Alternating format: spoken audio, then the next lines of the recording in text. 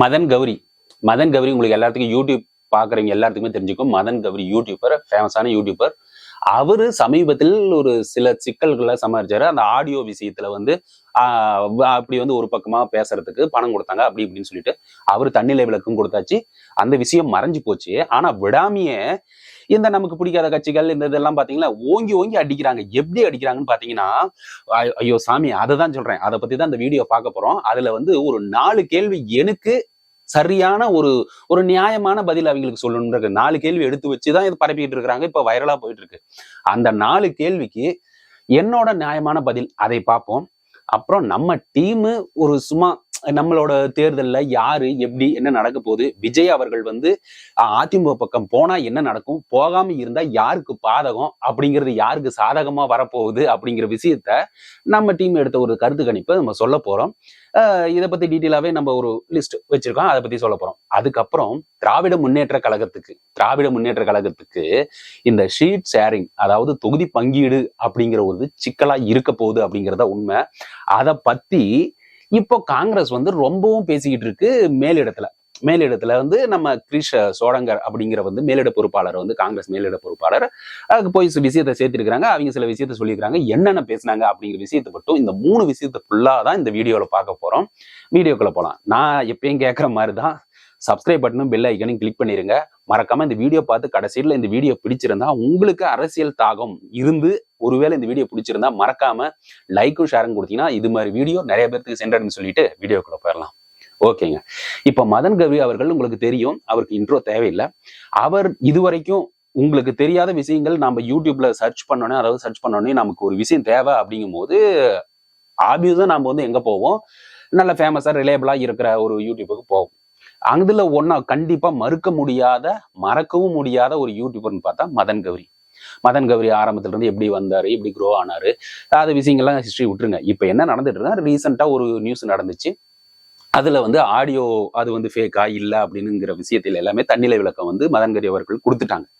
நான் யாருக்கும் சப்போர்ட் பண்ண அவசியம் இல்ல, போடா எங்க அண்ணனுக்கு நானா அப்படிங்கிற மாதிரி தோனியில தெளிவா சொல்லிட்டு அப்படி விஜய் அண்ணாவுக்கு இப்படி சொல்லிட்டாரு. இப்போ அதை விட்டாங்க.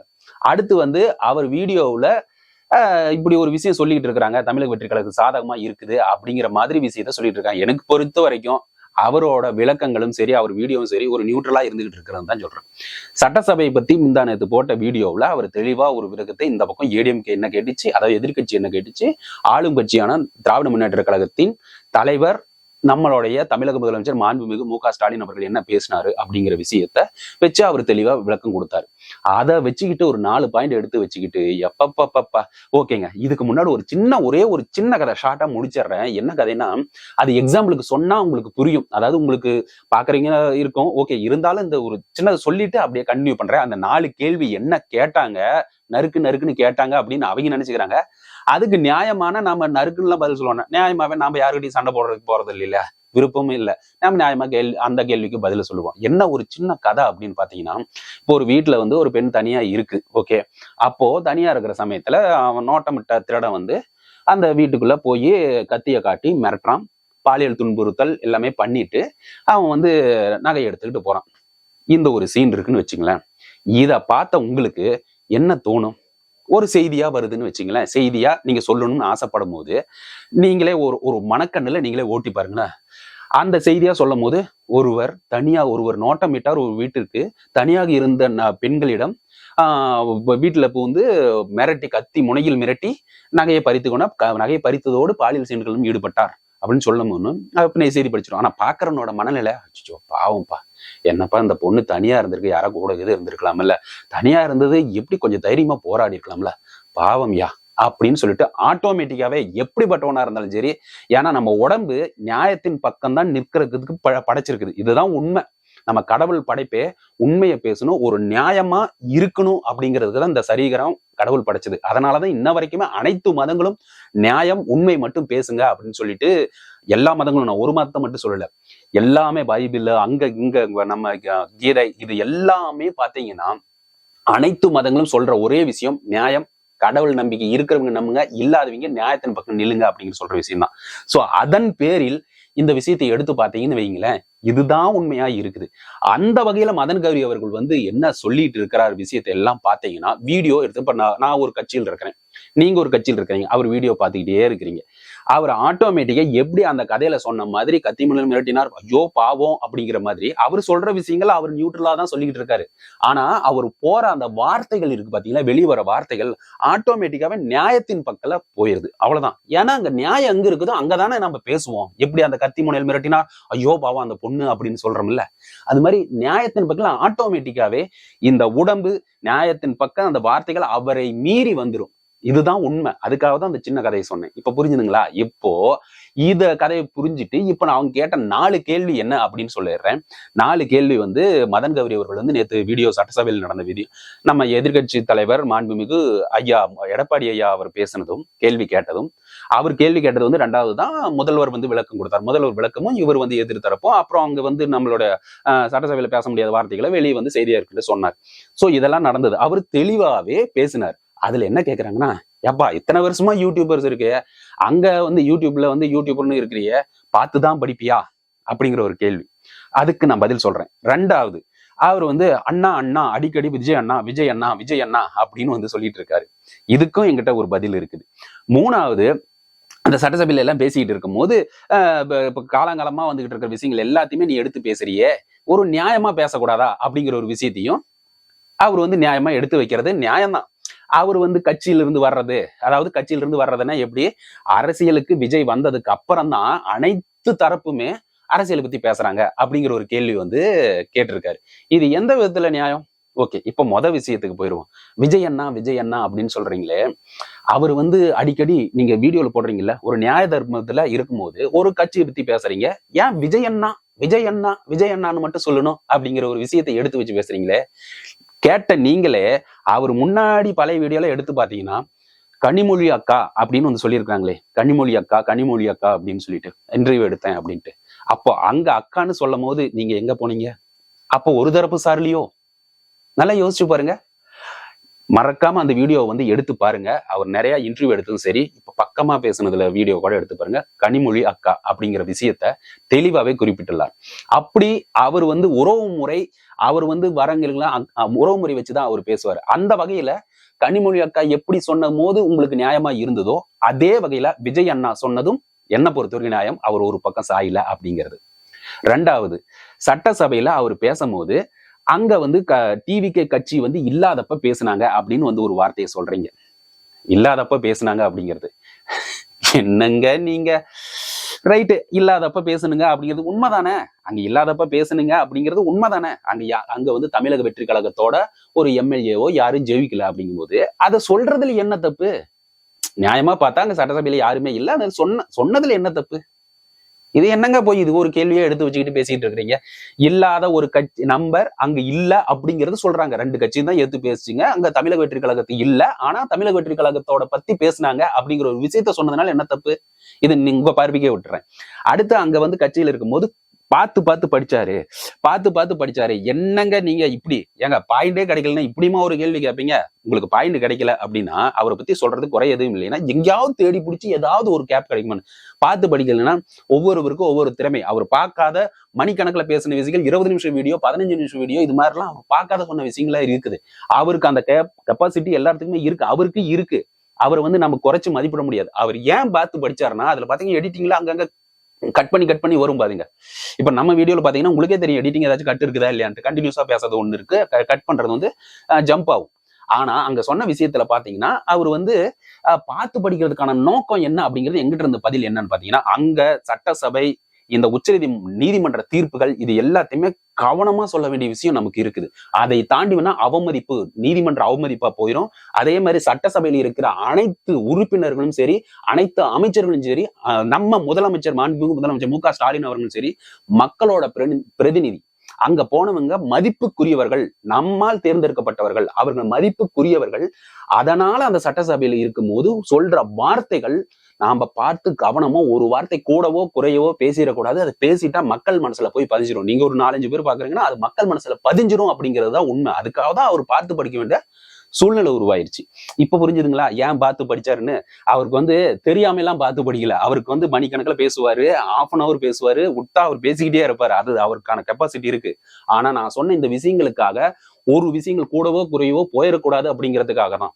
அதனால அதுல இருக்கிற விஷயங்களே சாராம்சம் எல்லாமே நியூட்ரலா இருக்கணுங்க தான் பார்த்து படிச்சாரு. ஓகே, அடுத்தது நம்ம விஜய் அவர்கள் வந்து வந்ததுக்கு அப்புறம் தான் இளைஞர்கள் மத்தியில வந்து அரசியல் கத்துக்கணும்னே தோணுது, அரசியல் என்னன்னு தெரியுது அப்படிங்கிறது. உண்மைங்க, உண்மை, புரிஞ்சுக்குங்க. இப்போ பாத்தீங்கன்னா அவர் மட்டும் கிடையாது, நாம் தமிழ் கட்சி அண்ணன் சீமான் அவர்களும் சரி, இந்த பக்கம் வந்து பாரதிய ஜனதா கட்சியோட முன்னாள் தலைவர் நம்ம அண்ணாமலை அவர்களும் சரி, இப்படி இளைஞர்கள் மத்தியில் வரவேற்பு பெற்ற இத்தனை தலைவர்களுமே உண்மையிலுமே அவங்க வந்ததுக்கு அப்புறம் தான் கருத்துக்களை பழைய ஹிஸ்டாரிக்கலா பேசுற ஸ்டைலை மாத்தி புதுசா பேசுறது, தைரியமா கருத்தை எடுத்து சொல்றது. ஐயோ இதை சொன்னா அவங்க மிரட்டிடுவாங்க, இவங்க சொன்னா இது மிரட்டிடுவாங்க, ஐயோ அத்தனை சீட்டு போயிடும், அங்க சீட்டு கொடுக்க மாட்டாங்க, இப்படி சூழ்நிலையை புரிந்து கொண்ட பேசுகிற தலைவருக்கு மத்தியில் இவங்க தன்னுடைய கருத்தை அப்பட்டமா வெளியே சொன்னாங்கிறத நிதர்சனமான உண்மை. அந்த வகையில தமிழக வெற்றி கழகத்தோட தலைவர் விஜய் வந்தாரு. அவருக்கான ஒரு ரசிகர் குரூப், அதாவது ரசிகர் குழு இருந்தது. அதாவது குழுன்னு சொல்றதை விட ரசிகர்கள் அனைவரும் கன்வெர்ட் ஆனாங்க தொண்டர்களா. அப்போ அவங்க எல்லாருமே அவரோட பேச்சை ரசிப்பாங்க. அவங்க பேச்சை ரசிக்கும் போது அவர் எடுத்து வைக்கிற முன்னெடுப்பு அரசியல் சார்ந்ததா இருந்தனால அவர் அரசியலை போய் எப்படி பேசணும், எந்த இடத்துல எப்படி எல்லாம் பேசுனா நம்ம மக்கள் மனசுல நம்மளோட கருத்துக்களை கொண்டு போய் நம்ம கொள்கையில எடுத்து சொல்ல முடியும் அப்படிங்கிறதுனாலதான் அவங்க அரசியல் படிக்கிறாங்க. இப்ப வரைக்குமே படிச்சுக்கிட்டு தான் இருக்காங்க. அரசியல் கத்துக்கணுங்கிறது எல்லாருமே. ஏன்னா நீங்களே மூத்த தலைவர்களே, இளைஞர்களே வாருங்கள் அரசியல் கத்துக்குங்க அப்படின்னு சொன்னது உங்க தலைவர்கள் தான், நம்ம தலைவர்கள் தான். இப்போ வரைக்கும் ஆண்டுகிட்டு இருக்க அனைத்து முதலமைச்சரும் அங்கிருந்து இப்போ வரைக்குமே, பழைய காலத்துல இருந்து இப்போ வரைக்குமே அரசியல் கத்துங்க, இளைஞர்கள் முன் வரணும் அப்படின்னு சொல்லிட்டு. ஆனா அதை வந்து அவர் சொன்னதுல என்ன தப்பு இருக்கு? நீங்க உண்மைதானுங்க. இப்போ ஸ்டாம்பேட் அப்படின்னு சொல்லிட்டு கரூர்ல நடந்தது. ஸ்டாம்பேடுங்கிற வார்த்தை வந்து எல்லாருக்குமே சென்றடையாது. ஆனா அந்த துயரம் நடந்ததுக்கு அப்புறம் தான் ஸ்டாம்பேட் அப்படிங்கிற வார்த்தை வந்து எல்லாத்துக்கும் உண்மையா இல்லையா? சோ அது மாதிரி விஷயங்கள்லாம் ஒவ்வொன்றும் வரும்போது அப்படி பிரபலமான ஒருத்தர் வந்து அந்த அரசியலுக்குள்ள போகும்போது அவரை சார்ந்த அந்த கூட்டங்கள் எல்லாமே அந்த அரசியலை கத்துக்கிறது என்ன தப்பு? அதுதான் உண்மை. இதுதான் ஒத்துக்கலினாலும் உண்மை. இப்ப புரிஞ்சுதுங்களா? நான் அவங்க கேட்ட 4 கேள்விக்குமே எனக்கு பொறுத்த வரைக்கும் நெஞ்ச தொட்டு சொல்றேன், நியாயமான பதிலா தான் இருந்தது. தேவையில்லாம அவர்கிட்ட போய் அதை சொல்லுங்க இதை சொல்லுங்க, விஜய் அண்ணா ஏங்க நீங்க வேற. இப்போ நம்ம சேனல்லையும் சரி, மாண்புமிகு முதல்வர் மு.க. ஸ்டாலின் அவர்கள் தான் சொல்றோம். அப்படின்னா நாம வந்து ஃபுல்லாவே திமுக சப்போர்ட்டர்ஸா, இல்ல நம்ம என் பின்னாடி இருக்க சப்போர்ட்டர்ஸா, இல்ல வந்து நான் பேச சப்போர்ட்டரா? சொல்லி பாருங்க. அதுவும் கிடையாது. அதே மாதிரி மாண்புமிகு அப்படின்னு சொல்லி எடப்பாடி ஐயா அப்படின்னு சொல்லிடுறோம். ஏன் பொது வெளியில நாம அப்படியே பேசிட முடியாது? ஏன்னா நம்மை பார்த்து பாக்குற வீடியோ பாக்குறவங்களுக்கு ஓ மாண்புமிகுன்னு சொல்லணுமா, அப்ப மாண்புமிகுன்னா என்ன, அப்போ மரியாதைனா என்ன அப்படின்னு வந்து தெரியணும். அதை விட ஒன்னொன்னு முக்கியமான விஷயம், நாம செலக்ட் பண்ண அவர்கள் அனைவரும் வைக்கக்கூடிய அந்த பதவிகளுக்கான ஒரு மரியாதை கொடுக்க வேண்டியது ஒவ்வொரு தமிழ் குடி மகனும் ஃபாலோ பண்ணணும். அது உண்மையிலுமே ஃபாலோ பண்ணி ஆகணுங்க. இதுதாங்க நிதர்சனமான உண்மை. நிதர்சனமான உண்மையோ இல்லையோ நீங்க அதை வந்து ஃபாலோ பண்ணா மட்டும்தான் நமக்கு அடுத்த ஜென்ரேஷன் வந்து பார்த்து கத்துக்குவாங்க. இல்லைன்னா அப்படின்னு சொல்லிட்டு மரியாதை குறைவா பேசணும்னா அதுக்கான மதிப்பே குறைஞ்சிடும். போலீஸ் அப்படின்னு சொல்லும் போது, காவல்துறை அப்படின்னு சொல்லும் போது நமக்கான ஒரு ஒரு ஒரு அங்கீகாரம் அப்படியே வருதுல, ஒரு பயமும் அந்த நேர்மையும் மரியாதையும் வரல. நான் எல்லா போலீஸ் ஆபீஸரும் சொல்ல உடனே வந்துட்டு அந்த போலீஸ் அப்படி பண்ணாங்க அந்த கதைகள் நம்ம போல. காவல்துறை அப்படின்னு சொல்லும் போது நமக்கு ஒரு மரியாதையும் ஒரு பயமும் வருது. பயம் கலந்த மரியாதை வருதா இல்லையா? அந்த பதவிக்கு, அந்த நபருக்கு கிடையாது. அவர் போடுகிற அந்த காவல்துறை அந்த உடைக்கு வர மரியாதையும் பயமும் தான். அது மாதிரி அந்த பதவிக்கு நாம மரியாதை கொடுக்க வேண்டிய ஒரே காரணம் தான். அது மாதிரி தான் இங்க தமிழக வெற்றி கழகத்தோட தலைவர் விஜய் அண்ணான்னு சொன்னதுனால என்ன தப்பு? ஏற்கனவே சொன்ன மாதிரி கனிமொழி அக்கான்னு நீங்க பல தடவை சொல்லியிருக்கிறீங்களே, அவர் சொல்லியிருக்காரு. அதெல்லாம் நீங்க பாக்கலையா? கண்ணுக்கு தெரியலையா? ஓகேங்க, விளக்கம் கொடுத்துட்டுன்னு நினைக்கிறேன். அடுத்த விஷயத்துக்கு போகலாம். நம்மளுடைய குழு வந்து ஒரு கருத்து கணிப்பு சின்னதா வந்து எடுத்தது. அந்த கருத்து கணிப்புல பாத்தீங்கன்னா இந்த பக்கம் நம்ம சவுத்து இருக்கிற தென் மாவட்டங்கள்ல எல்லாம் ஒரு கருத்து கணிப்பு எடுத்துச்சு. அந்த கருத்து கணிப்பு எடுத்து பார்த்ததுல தமிழக வெற்றி கழகத்தோட தலைவர் விஜய் அவர்கள் வந்து இந்த அதிமுக பக்கம் போனா என்ன நடக்கும் அப்படிங்கிறது.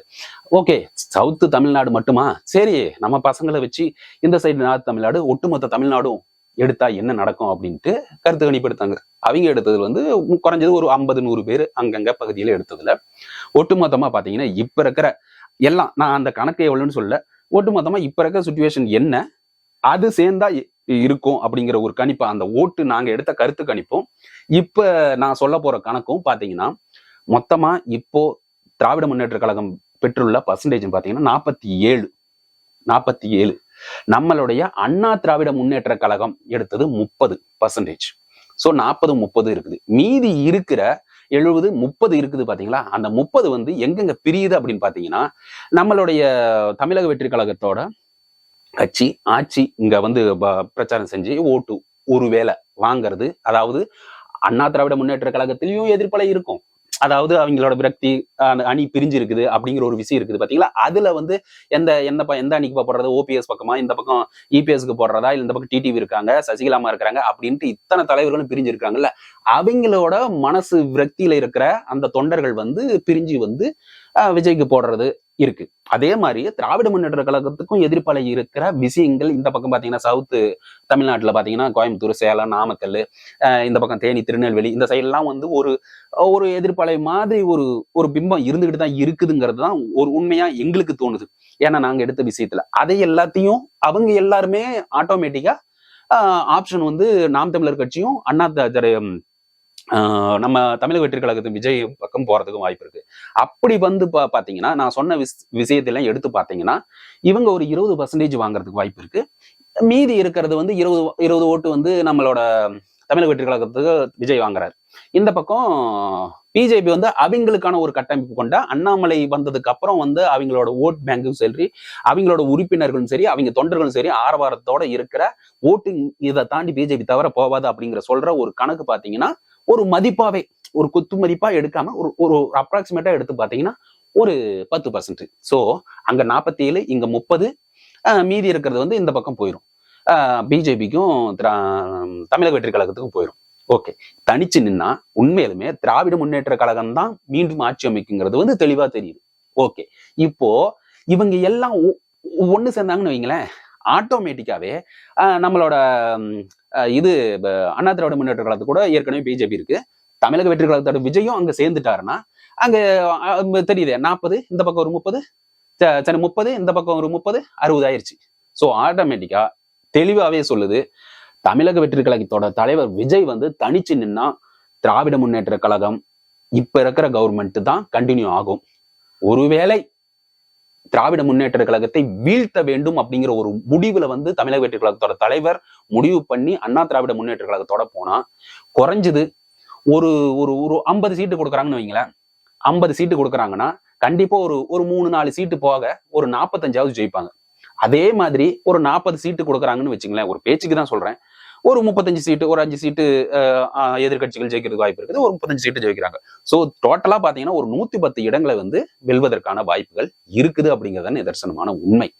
சோ இவர் எங்க போனா என்ன நடக்கும், தனிச்சு நின்னா என்ன நடக்கும் அப்படிங்கிறது ஒரு கிளாரிட்டி நமக்கு கிடைச்சிருச்சா? சோ மெஜாரிட்டியோட நம்ம கூட்டணி ஆட்சி அமைக்கலாம். அப்புறம் நம்ம அதுக்கப்புறம் வந்து எம்ஜிஆர் அவர்கள் சொன்ன அந்த ஹிஸ்டரி கூட வரலாம். ஒருவேளை வந்து நம்மளுடைய எடப்பாடியை வந்து சரியான ஆட்சியை கொடுத்தால் கண்டினியூ ஆகும். ஒருவேளை ஏதாச்சும் ஒரு சூழ்நிலை அந்த காலத்துல நடந்த மாதிரி ஏதோ கணக்கு வழக்கு, லஞ்சம், ஊழல், இது அதெல்லாம் எதிர்த்து நம்ம தமிழக வெற்றி கழகத்தோட தலைவர் வந்து அங்க போய் எடப்பாடியை இப்படி எல்லாம் பண்றாங்க, நம்ம கட்சியில இருக்கீங்க அப்படின்னு சொல்லிட்டு எதிர்த்து கேட்டா அங்கிருந்து ஏதாச்சும் பூசல்கள் உருவாகி வெளியே வந்து மறுபடியும் தமிழக வெற்றி கழகத்தோட தலைவர் விஜய் வந்து தனியா நின்று ஜெயிச்சு தனியா ஆட்சி அமைப்பாரா அப்படிங்கிறது எதிர்காலமும் வரப்போற நாமளும் பார்க்க தான் போறோம். அதுதான் உண்மை. சோ இப்போதைக்கு கருத்து கணிப்பு படி நாம எடுத்த கருத்து கணிப்பு, சின்ன டீமா வச்சு எடுத்த கருத்து கணிப்படி, இது அதிகாரப்பூர்வம் கிடையாது, கருத்து கணிப்பு. அந்த விஷயத்துல இதுதான் கணக்குங்க.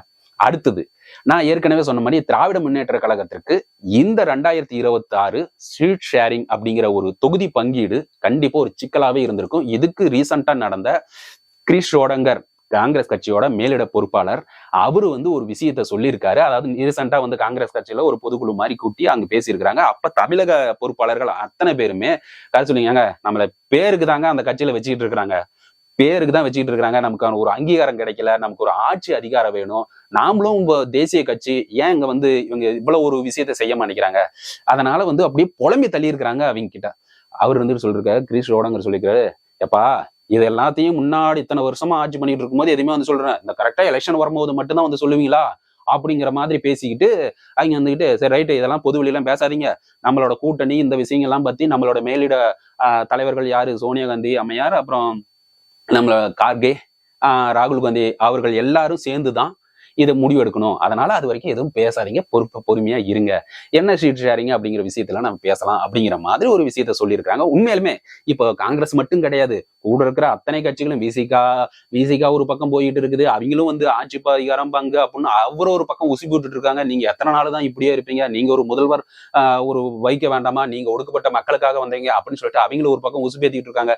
ஆக மொத்தம் அரசியத்துல ஒரு கலவரம் நடக்க போது, அதுவும் முக்கியமா திராவிட முன்னேற்ற கழகத்திற்கு இந்த தொகுதி பங்கீடுங்கிறது ஒரு சேலஞ்சிங்கான விஷயமா இருக்குதுங்கிறது மட்டும்தான் நிதர்சனமான உண்மை அப்படின்னு சொல்லிட்டு இந்த வீடியோ இதோட முடிச்சுக்கிறேன். மறக்காம நீங்க இந்த வீடியோ ஃபுல்லா பாத்தீங்கன்னா, உங்களுக்கு பிடிச்சிருந்தா லைக்கும் ஷேரும் கொடுத்தீங்கன்னு வைங்களேன், இது மாதிரி வீடியோ அடிக்கடி வரும்னு சொல்லிட்டு subscribe button bell icon click பண்ண மறந்துடாதீங்க. ஏன்னா வீடியோ வந்து ஒரு நாளைக்கு 2-3 போட்டுட்டு இருக்கோம், அது உங்களை அடிக்கடி வந்து சேரும்னு சொல்லிட்டு விடைபெறுகிறேன். நன்றி, வணக்கம்.